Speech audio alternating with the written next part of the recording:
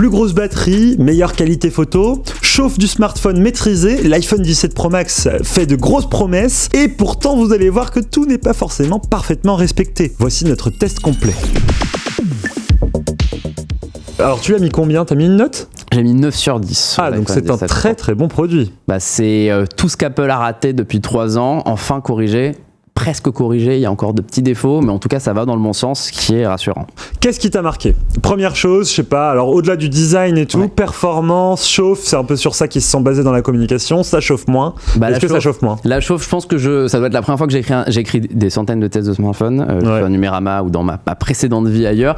C'est la première fois depuis longtemps que je commence un test par la chauffe. Okay. Parce que c'était devenu tellement un problème important avec les iPhone 16 Pro, les 16 Pro Max et même les 15 avant, que c'était pour moi hyper important de savoir si Apple avait résolu ce problème, parce qu'au-delà de la question de le produit chauffe, c'est pas confortable, la chauffe l'été, ça entraîne un écran en baisse de luminosité, ça entraîne une baisse de l'autonomie, ça fait que le téléphone n'est pas utilisable sans coque, et ça c'était pas bien. Donc j'ai commencé par ça dans mon test, je vous mets actuellement une image sur mon écran. Donc on a utilisé une caméra thermique pour mesurer les iPhones, et c'est le jour et la nuit. On la voit pas. Ah ouais, on la voit pas. Il y a peut-être un problème, mais au pire, dis-nous ce que tu veux voir. La caméra thermique, c'est ça ? La caméra thermique, ouais, j'ai une image où on voit les 4 iPhones avec une caméra thermique. On va la trouver. Ok, bon, on va la trouver. Dans l'idée, le 16 Pro, il chauffe comme pas possible, c'est-à-dire que tu as la puce sur le côté du téléphone, dès qu'il est sollicité, elle s'allume, elle prend 20-30 degrés d'un seul coup. Tous les côtés du téléphone deviennent brûlants et donc du coup le produit ralentit, il est inutilisable. Ouais. Alors que le 17 Pro Max, tu vois que l'appareil, la puce en haut au milieu, elle commence à chauffer, mais ça s'arrête là et très rapidement ça refroidit. Donc c'est la preuve qu'Apple a enfin réglé ce problème. Je mets juste une toute petite réserve, c'est que quand tu le branches au chargeur, il devient bouillant. Donc c'est la batterie qui chauffe, mais là-dessus, c'est-à-dire que la puce arrive à se réguler grâce à la chambre à vapeur, grâce à l'aluminium, etc. Mais que tu as toujours le problème à la charge d'un téléphone qui est très très chaud et qui du coup parfois... mais quand tu dis bouillant, c'est vraiment c'est trop chaud. Quand tu le touches, c'est trop chaud pour être utilisé longtemps. Donc, et tu le vois même, j'avais... mais c'est fou ça. J'avais une... j'essaie de voir pour l'écran. On l'a l'image. Vous voyez là ? Ouais, on voit l'image. Vous avez l'image, c'est parfait. Donc attends, lequel est lequel là ? Alors là, à gauche, on a le 17 Pro Max. Le deuxième, c'est le 16 Pro Max. Donc tu vois qui est en ébullition. Explosion. Tu l'avais mis sur un jeu, c'est ça, les deux ? Des benchmarks pour les 4. Ok, benchmark. Le plus rapide pour faire chauffer la puce. Le troisième, c'est l'iPhone R, qui du coup est en titane. Vous remarquerez que le titane, ça joue un petit peu, mais en tout cas, la chauffe est concentrée en haut, ce qui n'était pas le cas l'année d'avant. Donc quand tu le tiens, ça va. Et après, c'est l'iPhone 17 en quatrième, qui pour le coup a une approche plus classique, mais la chauffe est concentrée là-haut, mais elle est très très puissante. Elle est conséquente, mais si tu mets le doigt sur l'appareil photo, c'est brûlant. Par contre, si tu tiens ton téléphone normalement, ça va pas chauffer. Le 16 Pro Max, là, tu le tiens, il est brûlant. Il est brûlant partout. Donc tu as vraiment des. Et le dernier, c'est quel produit ? Le 17 normal. Le 17 normal. Qui est pas mal non plus. Oui, qui s'en sort pas mal parce que c'est de l'aluminium, la puce est au milieu, donc il a jamais eu les soucis que les pros ont eu auparavant. Donc pour moi, l'apprentissage de tout ça, c'est déjà qu'on avait raison depuis 3 ans. C'est-à-dire que ça fait 3 ans qu'on dit à Apple que leur iPhone chauffe trop et qu'Apple dit non, pas trop, on n'a pas tellement ces retours-là chez nos utilisateurs. Alors que ce soit nous, que ce soit les lecteurs de Numérama, que ce soit d'autres médias spécialisés, on le dit et Apple avait du mal à le reconnaître. Là maintenant, voilà, vu tout ce qui a été fait, ce qui a été changé, il y avait un problème et il est désormais réglé. Ça veut dire que votre iPhone 17 Pro, c'est le premier iPhone Pro depuis longtemps qu'on va pouvoir utiliser activement, jouer sur la plage, prendre plein de photos pendant longtemps sans surchauffe. Mais ce qu'on constate avec la recharge, c'est que c'est pas parce qu'il est en aluminium que c'est un frigo. C'est-à-dire qu'il n'y a pas de ventilation, il n'y a pas de climatiseur intégré. Donc attendez-vous quand même à une chauffe l'été, notamment si vous restez au soleil pendant longtemps. Attendez-vous à une chauffe qui ralentit drastiquement d'un seul coup parce que le téléphone est trop chaud et qui doit refroidir pour ça. Les performances peuvent être touchées. Moi je le vois, on a des pics à 40 watts sur la chauffe, ce qui est une nouveauté sur la recharge, pardon, ce qui est une nouveauté de cette année, mais au bout de 10 minutes tu passes à 10 watts parce que le téléphone est trop chaud et ça reste à 10 watts pendant. Attends, tu veux dire avec un environnement tempéré ou avec un environnement au soleil? Chez moi. Attends, c'est-à-dire que c'est 40 watts 10 minutes. C'est 40 watts 10 minutes. C'est incroyable. Après, c'est globalement courant. C'est que j'ai testé là un téléphone Honor qui a de la recharge ultra rapide il y a quelques mois. Tu le branches 5 minutes, tu as du 90 watts et très rapidement ça se trouve à 20 watts. Ouais. Donc c'est là 10 watts c'est beaucoup. La même chose pour les voitures chargent très vite au début puis après ça ralentit. Donc c'est normal. Par contre, ce qui est pas normal c'est qu'il chauffe autant. Donc moi j'espère qu'on va avoir un correctif logiciel. En tout cas on l'a signalé dans le test et on espère que Apple va faire une mise à jour. Moi, c'est possible, tu penses ça? Oui, c'est possible. Ce que tu peux faire par exemple, c'est réguler la température de la vitesse de recharge à 30 watts, ce qui fait que tu aurais mais c'est dommage d'avoir mais les 5 premières minutes tiraient moins vite, mais par contre après tu rattraperais ce retard. Donc, ça peut même être une option. Tu peux choisir privilégier la charge la plus rapide ou privilégier, si on peut avoir des options ça serait pas mal. On a déjà des options pour plafonner la recharge, donc ça ne m'étonnerait pas. Maintenant voilà, la charge à l'utilisation c'est corrigé. Et rien que ça fait de l'iPhone 17 Pro le plus intéressant depuis longtemps, parce que ça faisait 2 ans qu'on avait un téléphone Pro qui était surtout Pro par le prix et par le design. Aujourd'hui, on a un téléphone Pro qui est Pro par les performances, et ça c'est une première pour Apple.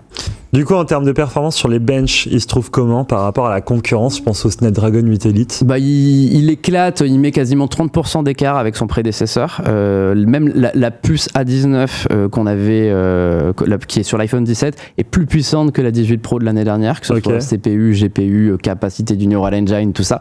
Donc très gros écart. C'est la 19 Pro est la puce la plus puissante sur un smartphone aujourd'hui. Après, c'est ce que je dis dans mon test sur YouTube, c'est que ces benchmarks, c'est important de les faire parce qu'ils nous permettent de comparer les produits, mais la réalité c'est qu'aujourd'hui il n'y a pas d'usage. Ce qui est intéressant c'est l'optimisation et ce qu'on en fait de cette puissance.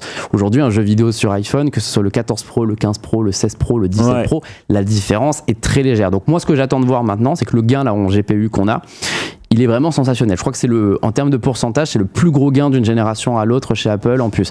Par rapport à la concurrence, t'as comparé ou pas par rapport à un Snapdragon 8 Elite? J'ai pas les chiffres exacts en tête, mais c'est plus puissant. Ok, on est quand même au-dessus. Oui, après le problème c'est que t'as le 9 Elite qui arrive, qui va être encore plus puissant. Tu vas avoir Elite Gen 3 qui arrive dans 2 semaines. Donc il y a toujours cette petite gala. Mais c'est pour se rendre compte, tu vois. Non, mais Apple, en termes de silicone, donc les puces, c'est difficile à battre aujourd'hui. Ouais, bien sûr, très très fort.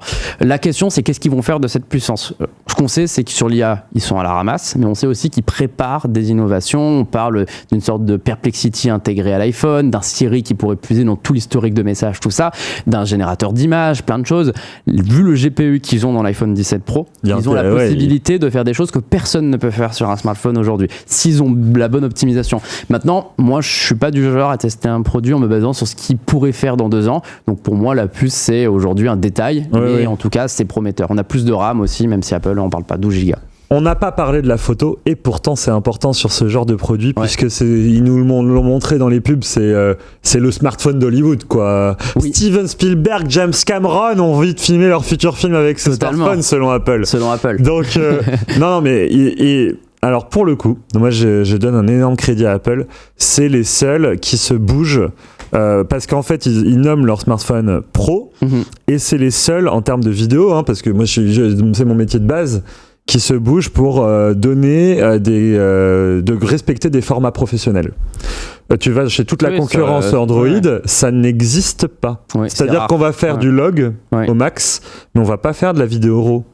Donc là, quand même, je trouve ça assez exceptionnel. Après, je suis toujours curieux, justement j'étais curieux de te poser la question, est-ce que Apple sur la vidéo laisse un peu plus la main qu'avant, c'est-à-dire que tu peux choisir l'exposition, les ISO, la balance des blancs, etc. dans l'application ou pas du tout? Oui et non, ou non et oui plutôt. L'application caméra, non. C'est-à-dire que la seule truc qu'elle te laisse faire plus qu'avant avec iOS 26, c'est choisir la qualité et le nombre d'images par seconde. Donc tu me diras, ça t'intéresse pas. Par contre, tu as depuis 1 an ou 2 l'application Final Cut Camera d'Apple qui est intéressante, qui est un peu ce logiciel pro. Beaucoup des innovations qui ont été annoncées par Apple sur la caméra cette année ne concernent que Final Cut Camera. C'est ça. Tu as notamment les nouveaux formats dont tu parles, la possibilité de jumeler des iPhones entre eux pour faire des plans à plusieurs caméras, c'est du Final Cut Camera. Donc tu as beaucoup plus d'options. C'est gratuit Final Cut Camera ? C'est gratuit, tout à fait. C'est un truc, c'est juste qui part du fait que le grand public en a pas besoin. Du coup, c'est une application à part.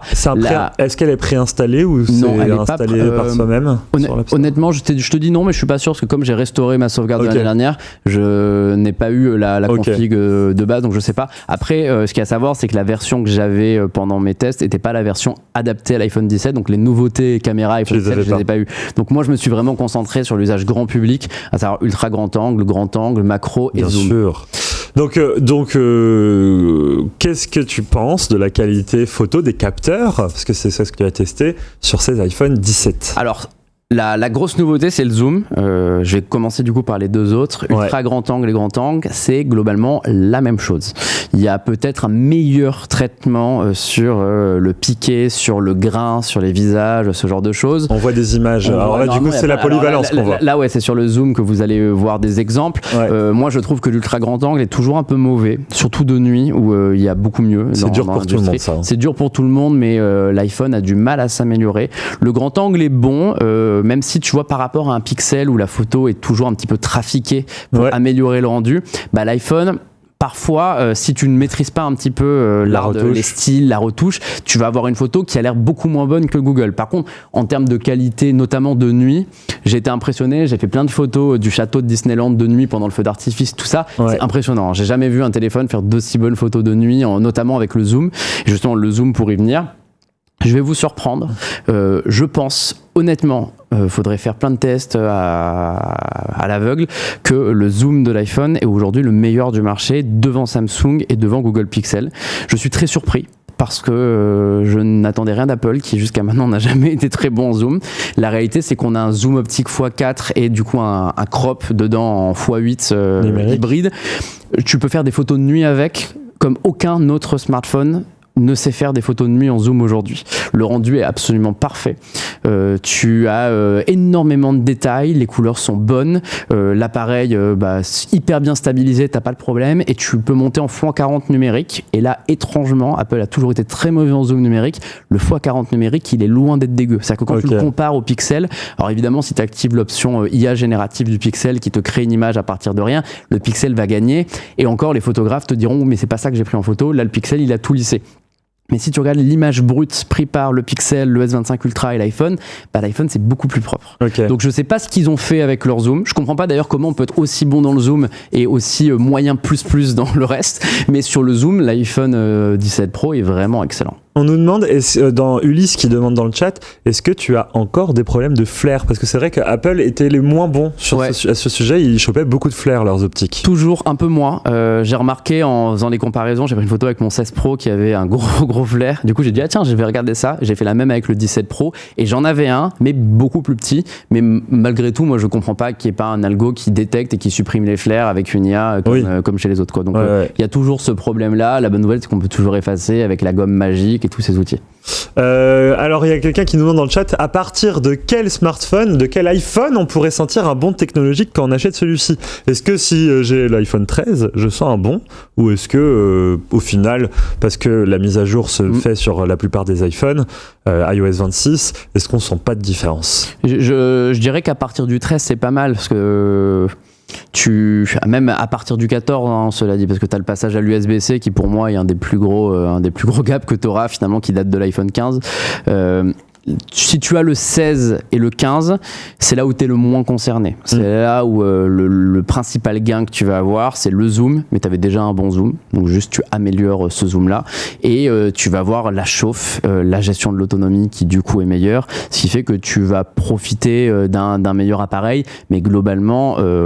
same old iPhone, comme on pourrait dire. Tu vois, ça reste un iPhone haut de gamme, comme Apple l'a toujours fait. Si tu as un 14 Pro, un 13 Pro encore plus ancien, tu as un bel écart. Là, ça devient intéressant. Ok, donc voilà, t'as ta réponse VDEX, voilà, c'est ça ta question. Je viens d'un iPhone 14 Pro Max et je fais le switch. Eh bien écoute, Lamrock, on est curieux d'avoir ton avis. Je pense que oui, de toute façon c'est un excellent produit, on est d'accord. Ah oui, non, vraiment, et contrairement aux années précédentes où il y avait beaucoup de défauts que seule une marque comme Apple pouvait justifier, parce qu'Apple a, un peu comme Nintendo, il y a tellement une fanbase et une confiance en la marque, c'est les seules marques qui peuvent sortir des produits avec de gros défauts et que ça n'est pas de conséquences réelles sur les ventes. Les gens leur font confiance et apprennent à vivre avec ces défauts. Là, cette année, les défauts, ils ont quand même bien disparu. On sent que c'est l'année où ils ont écouté ce qui n'allait pas les années précédentes. Est-ce qu'il y a d'autres, alors pour que les gens se sachent avant de passer à la caisse, est-ce qu'il y a des choses à savoir, par exemple un petit défaut comme ça que tu as remarqué, des trucs que tu as notés, où tu te dis ça c'était pas dit quand même? Je regarde mon test parce que j'ai peur d'oublier des choses. Bien. Écoute, moi, sur l'autonomie, je suis un petit peu déçu dans le sens où... oui, c'est vrai que c'était un gros argument. C'est un gros argument. L'argument d'Apple est de te dire que c'est la plus grosse batterie ever sur un iPhone, que le gain est phénoménal, avec déjà un rappel important, c'est que le modèle européen a une plus petite batterie que le modèle américain, parce que nous, on a un emplacement pour la carte SIM qui retire de la place pour la batterie. C'est fou ça qu'ils en aient fait 2 modèles, quoi. Ouais, finalement, c'est bien, parce que ça faisait 2 ans que les Américains n'avaient pas de carte SIM, et du coup, il y avait un bout de plastique à l'intérieur du téléphone. Donc c'est plutôt fair pour le public qui va récupérer le téléphone avec la plus grosse batterie. Maintenant, moi, ce que je remarque, c'est que l'année dernière, sur les journées normales, je terminais autour de 20-30% de batterie. Sur les journées très intenses, c'était plus limite. J'avais peut-être besoin de charger une petite demi-heure dans l'après-midi pour repartir. Après, voilà, je sais que je suis quelqu'un qui utilise beaucoup mon téléphone. Et là, l'expérience que j'ai eue sur ces tests, c'est que c'est à peu près la même chose. Parce que j'allais te dire, si c'est 20-30%, c'est ce qui se fait de classique. Les jours normaux, on va dire que je termine à 25-35%. Donc j'ai récupéré un petit peu, mais à moins de pas vraiment l'utiliser. Par exemple, tu vois, hier, j'étais à la rédaction, du coup j'étais en Wi-Fi, j'avais mon ordi, donc je l'ai beaucoup moins utilisé que les autres jours, et j'ai fini à 50% la journée. Donc c'est ce qui est totalement possible avec beaucoup de smartphones aujourd'hui. Tout à fait, c'est tout à fait normal. Quand j'étais ma journée à Disney où j'ai pris mes 600 photos, alors il a évidemment pas tenu la journée. Ça s'est écroulé. J'ai dû recharger dans l'après-midi, j'ai consommé 130% de batterie sur la journée. Donc je m'attendais à ce que entre la réduction de la chauffe, la plus grosse batterie et les optimisations en fait, et les puces, ils aient une batterie qui explose tout le monde et qui fasse du 2 jours facile. C'est ce qu'on espérait tous. Mais non, pour moi, ça reste un téléphone équivalent Pixel 10 Pro XL peut-être, un peu en dessous du S25 Ultra qui pour moi a encore une plus grosse batterie. Et j'aurais bien aimé comparer avec le modèle américain. Et pourtant pas sur le papier, il me semble. Pas sur le papier, Apple a une batterie légèrement plus grosse que celle du S25 Ultra. Je sais pas quel est toi ton ressenti sur le S25 Ultra, mais pour moi c'est un des rares téléphones qui me tient 2 jours. Ah ben moi je tiens. Alors S25 Ultra, je dirais que le soir je suis à 45%. Voilà, systématiquement. Globalement, c'est ça, systématiquement. Donc le lendemain, si je le charge pas dans la nuit, c'est pas dramatique. Je sais que j'aurai de la batterie jusqu'à 14-15 heures. Voilà. Pour moi, c'est à peu près ça, peut-être un petit peu moins bien. Mais à peu près ça. Oui, donc, mais après, alors, on peut dire du coup, c'est juste un peu décevant par rapport aux annonces, mais c'est quand même reste excellent. Ah oui, bien sûr. Non, et surtout que les autres iPhones, notamment l'été, chauffaient tellement que tu voyais ta batterie s'effondrer parce qu'il essaie de réguler sa chauffe, problème de réseau et tout. Et oui, toujours dans la catégorie batterie, un petit truc. Du coup, je teste aussi l'iPhone Air en même temps qui a le modem Apple. Là, c'est un modem Qualcomm. Ah, c'est pas je croyais que c'était dans tous les iPhones, ils avaient sorti. Parce que, alors, pour rappel, est-ce que tu peux rappeler ce que c'est? Pourquoi on parle des modems? C'est un truc dont on parle jamais. Un modem, c'est la puce qui s'occupe de la 4G, de la 5G et de tout ce qui est connexion cellulaire. Donc, Apple ne savait pas en faire pendant longtemps. Ils ont racheté la division d'Intel. Comme toutes les marques, d'ailleurs. Comme toutes les marques. Ils ont racheté la division d'Intel en charge des modems, mais qui était un peu larguée, donc il a fallu du temps pour la redévelopper. Et du coup, ils ont dit la Qualcomm, qui fait les puces des smartphones Android, pour les mettre sur leurs puces d'iPhone. Jusqu'à maintenant, ça a toujours donné des trucs un peu bancal. T'as toujours eu une génération d'écart entre l'iPhone et Android. C'est-à-dire que t'as le meilleur modem chez Android et celui de l'année dernière sur l'iPhone. Et surtout, t'as pas la même intégration qu'avec une puce Qualcomm. Donc forcément, il consomme plus de batterie, notamment quand t'es en veille. Et l'iPhone n'a jamais été le meilleur élève de sa classe en termes de gestion de l'autonomie quand il est en veille, quand il a pas de réseau, tout ça. Et ce que j'observe sur l'iPhone Air, c'est que l'iPhone Air ne panique jamais, même quand il n'a pas de réseau, il ne perd pas de batterie, la nuit il perd 0% de batterie, il est hyper bien géré là-dessus, alors que l'iPhone 17 Pro perd 2-3-4% par jour à cause de recherche de réseau, la nuit tu perds 2-3% alors que tu n'as rien fait avec. Donc j'ai un peu le regret de me dire, je sais que l'année prochaine ça sera un modem Apple partout. Et je pensais qu'ils l'auraient fait cette année, moi, j'étais certain. En fait, t'as un contrat, ils ont un contrat avec Qualcomm qui termine l'année prochaine pour commander X millions de modems, donc s'ils le font cette année, les X millions de modems ils vont à la poubelle, donc t'es obligé obligés de répartir. Donc pour l'instant, le R qui a les plus petits volumes de vente, à mon avis, c'est celui qu'ils ont choisi pour leur puce. Aussi. Mais l'année prochaine, du coup, tout le monde l'aura. Bah là, un peu de frustration parce que t'as un monde où l'année prochaine, ils te disent l'iPhone 18 Pro, meilleure batterie ever dans un iPhone. C'est sûr. De loin, on rajoute 25% sans changer la taille de la batterie parce qu'on a un meilleur modem. Et là, tout le monde va dire, ok, le jour et la nuit, maintenant tu tiens 2 jours sur une seule charge. Donc peut-être que tu as ma petite frustration, elle est là, c'est que peut-être que celui qui attend encore l'année prochaine pour le 18 Pro, il va avoir une génération encore plus dorée que celle-là. Mais dans tous les cas, c'est pas mal comme tu le disais. Alors on va regarder un tout petit peu le chat. Parlons 5G capé à 675 mégapixels apparemment, d'après vos chiffres. Non, c'est faux. J'ai fait du 1400 hier. Ah oui, donc j'ai fait du 1400 en 5G SA chez Orange. Donc t'as une très bonne qualité de 5G sans souci. Hein. Non, il n'y a aucun souci là-dessus. Je vois pas d'où sortent ces chiffres. Ouais. Donc non, mais il a dit d'après vos chiffres, donc je sais pas d'où ils sortent, oui. Non, c'est pas les tiens. Hein. Alors j'ai fait des chiffres sur l'iPhone 16e l'année dernière, et peut-être que c'était ce que j'avais eu, mais c'était pas. Ah, okay. J'ai jamais dit que c'était capé, parce que. Enfin, capé. Alors en fait, c'est ce que je dis aux gens. Les gens me disent beaucoup, est-ce que tu peux comparer le modem Qualcomm au modem Apple ?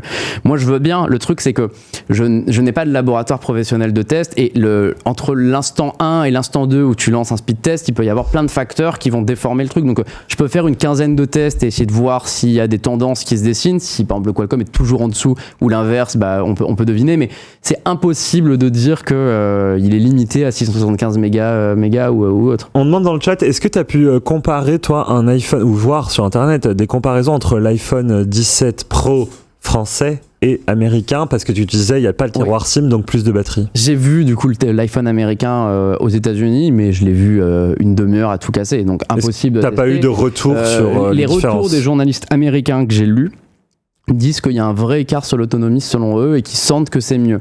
Le truc étant que comme les produits étaient sous embargo et que évidemment il n'y a pas, j'ai pas vu de journaliste américain depuis la semaine dernière, c'est pareil, je pense qu'il n'y a pas encore eu de croisement de modèle américain et modèle européen dans la même pièce. Ça va sans doute venir, je suis sûr que des youtubeurs, des journalistes vont faire venir un modèle américain ou vice versa pour faire des comparaisons, mais je peux pas vous faire de comparaison. Parce que moi j'ai un doute sur ce discours de la carte SIM, ça fait gagner de l'espace pour la truc, parce que c'est vrai. Moi quand j'ai regardé, du coup j'ai été voir quand Jerry Rig Everything, tu sais, c'est un youtubeur que j'adore parce que le mec il démonte les produits, donc tout de suite tu comprends mieux, donc il va se faire plaisir avec le R et avec le 17 Pro aussi, parce que quand tu démontes un smartphone, souvent le tiroir SIM n'empêche pas la batterie de passer derrière ou devant. La batterie elle est pas si épaisse que ça. Donc, à voir l'épaisseur de la batterie. Donc je suis curieux de voir ce démontage de smartphone, parce que je me dis... Parce que moi, je l'ai vu ouvert, ce qui est une première pour Apple. C'est vrai que c'est un truc important à dire. Pour vous dire à quel point ils étaient confiants cette année. Quand on était en brief à Cupertino, on a vu les iPhones ouverts, on a pu les tordre aussi, on a pu les jeter par terre, on a pu tremper une chambre à vapeur dans de l'eau bouillante pour voir ce que ça faisait en termes de résistance à la chaleur. Donc Apple est très fier de son intérieur au point de le montrer. Et j'ai vu du coup l'iPhone américain ouvert, la batterie est entièrement rectangulaire et elle occupe l'espace du main. Elle va vraiment, il laisse un tout petit peu de marge en bas pour le port USB-C, pour le vibreur, pour quelques petits composants, le haut-parleur, micro. Par contre, la batterie, elle descend. Donc, j'ai pas fait gaffe à son épaisseur. Je sais pas si on pouvait glisser une nano SIM, mais je pense qu'il récupère l'espace, parce que sur le modèle européen, d'après les images qu'on a vues, il y a vraiment la batterie, elle est pas parfaitement comme ça. Il y a un petit encoche. Il y a une encoche et je sais pas si tu vois là, le Pro Max, mais le port carte SIM est vraiment tout en bas. Il n'a jamais été aussi bas sur un iPhone. Il est très bas. Effectivement. Ok, donc c'est un smartphone auquel tu as mis 9 sur 10. Ouais. Donc pour toi, c'est le meilleur smartphone d'Apple, on est d'accord ? Actuellement, tu veux le meilleur d'Apple, c'est lui. Hein. Oui, après, attention, si tu veux le meilleur rapport qualité-prix, je vais plutôt te recommander le 17 quand même. Ah, ben parlons-en. On peut parler du 17. Le test n'est pas encore disponible. Donc je l'ai configuré, je l'ai utilisé 2 heures à tout casser, mais j'ai pas encore pris de photos, j'ai pas encore testé l'autonomie. Donc je ne vais pas vous présenter un avis définitif aujourd'hui. Mais en tout cas, l'iPhone 17, en termes de rapport qualité-prix, donc tu es sous les 1000 €, je crois que c'est 969 €. Exactement. Donc c'est toujours cher, mais si tu compares à un S25 ou à un Pixel 10, c'est les prix. C'est les prix des autres. Jusqu'à maintenant, tu avais un iPhone 16 qui était pas mal, mais qui avait un écran 60 Hz, qui était un peu une moquerie par rapport à ce que tu as dans l'écosystème Android. Tu avais un plus petit écran que le reste, tu avais un appareil photo 48 mégapixels et un ultra grand angle mauvaise qualité. Là, tu récupères l'ultra grand angle du Pro, c'est le même que sur le Pro. Donc c'est un 48 mégapixels. 48 mégapixels. Le capteur principal est toujours plus petit que sur le Pro. C'est pas parce qu'il y a écrit 48 que c'est le même. Non. C'est important de le savoir. Oui. Mais surtout, tu as du 120 Hz, tu as du Always On Display, tu passes à 6,3 pouces, c'est plus grand. L'autonomie a l'air meilleure que l'année dernière et on n'a jamais eu de problème avec les 16, les 15 normaux. C'était que les Pros qui surchauffaient et qui du coup avaient des problèmes. Donc moi, à première vue, quand je vois les différences aujourd'hui, et par exemple les autres nouveautés, genre le capteur selfie carré dont on n'a pas parlé mais qui est super, qui permet de prendre des photos verticales et horizontales sans avoir à changer le téléphone, l'écran anti-reflet, tout ça, ce genre de nouveautés, Apple les met sur les 4 iPhones en même temps. Donc moi j'ai envie de dire que pour la plupart des gens, cette année il n'y a pas la question de dire oui mais moi j'ai envie du 120 Hz donc je prends le Pro. Ben non, tu as envie d'un bon iPhone, est-ce que tu veux c'est un iPhone pas un Android? Bien sûr. Tu prends l'iPhone 17 de base, c'est très bien. Si tu veux le zoom, si tu veux du coup le système photo plus avancé, les meilleures photos de nuit, c'est vrai que les photos de nuit je trouve que le Pro est quand même bien meilleur. Si tu veux avoir une plus grosse batterie, une meilleure gestion de la chauffe, si tu joues beaucoup, bah là oui tu peux rajouter les 350 € pour le Pro. Mais la plupart des gens, le 17 est suffisant. Largement. Et d'ailleurs, mais c'est vrai qu'aujourd'hui, il y a peu de plus-value à avoir le Pro par rapport au 17, à part le zoom optique, quoi. Il n'y en a jamais eu autant. Je pense que Apple étant quand même une marque qui, contrairement aux autres constructeurs de smartphones, est très sur le design, très sur la nouveauté, le logo. Surtout cette année. Apple va s'appuyer beaucoup sur le nouveau design. Le fait que le 17 Pro ait un nouveau design, alors que le 17 a le même que sur les 4-5 dernières années. C'est un peu la honte d'acheter le 17 qui ressemble au 16. En tout cas, je pense qu'une partie de la clientèle Apple va dire non mais moi je change de téléphone tous les 3-4 ans, je veux le nouveau design, donc je prends le Pro maintenant. Donc à mon avis, Apple s'appuie là-dessus pour se dire que voilà, ils peuvent faire monter en gamme le 17 maintenant et que ça sera pas le best-seller. Mais si on est parfaitement rationnel, l'iPhone 17 aujourd'hui, c'est sans doute meilleur que l'iPhone 16 Pro de l'année dernière. Ouais. Donc ça vaut totalement le coup d'aller sur l'iPhone 17. Sauf en photo, il n'y a pas la polyvalence. Sauf en photo où oui, tu perds le zoom et tu perds le capteur plus grand qui est meilleur la nuit. Ouais. Donc hâte de voir ton test définitif du 17 parce que c'est vrai que ça risque d'être le super rapport qualité-prix d'Apple, en tout cas le produit qui propose les meilleurs compromis pour le prix et surtout les meilleures performances, donc carrément.